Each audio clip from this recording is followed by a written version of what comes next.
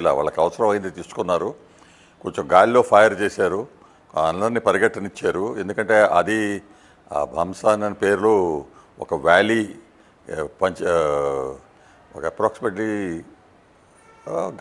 గంట టైం నడిచైనా గుర్రాల మీద పోనీస్ మీద వెళ్ళి అక్కడికి ఉండాలి. పిక్నిక్ స్పాట్ అది. టూరిస్ట్ అందరూ కొన్ని వందల మందిలో అక్కడ ఉన్నారు. వాళ్ళందరినీ ఎంతమంది పరిగెట్టించారో కొంతమందిని ఆపేశారు. మీరు ఇందాక అన్నారు చూడండి, వాళ్ళు ముస్లిమ్సా కాదా అని చెప్పి తీసుకున్నారు అని.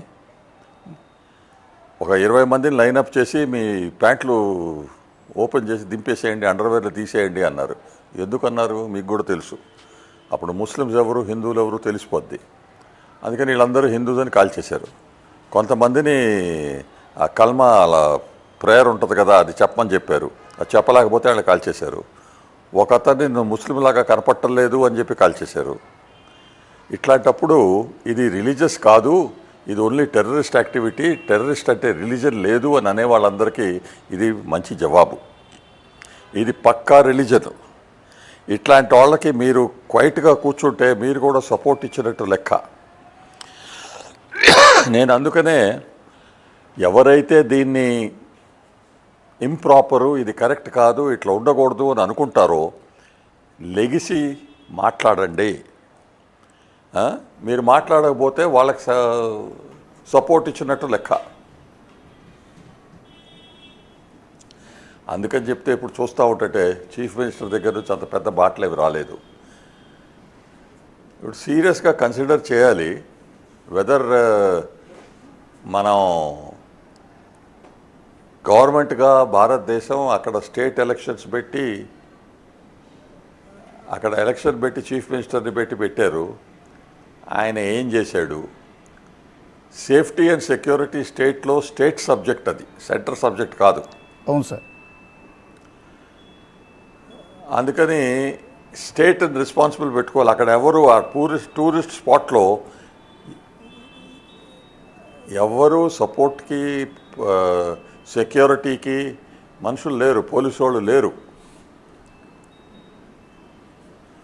అట్లాంటి పరిస్థితులు ఎందుకున్నాయి మీకు తెలుసు కదా. టూరిస్ట్ వస్తున్నారు, వాళ్ళకి ప్రొటెక్షన్ కావాలి. స్టేట్ పోలీస్ వాళ్ళని ప్రొటెక్ట్ చేయాలి. అక్కడ ఆర్మీ వాళ్ళని పెట్టామనుకోండి, ప్రతి చోట ఆర్మీ ఉంది, ఇది పీస్ఫుల్ ప్లేస్ కాదు అని ఆర్మీని బ్లేమ్ చేస్తారు. ఇది పోలీసు వాళ్ళు చూసుకోవాల్సింది కాబట్టి పోలీసు వాళ్ళు అక్కడ ఉండాల్సింది. రెండో పాయింట్ ఏంటంటే అక్కడ ఫస్ట్ ఎయిడ్ ఫెసిలిటీస్ లేవు. అక్కడి నుంచి నడుచుకుంటా గుర్రాల మీద అయినా కిందకి తీసుకొచ్చి 1 గంట తర్వాత పహల్గాం చేరతాం. పహల్గాం నుంచి అంబులెన్సెస్ పెట్టుకుని కారుల్లో తీసుకెళ్ళటం అయింది.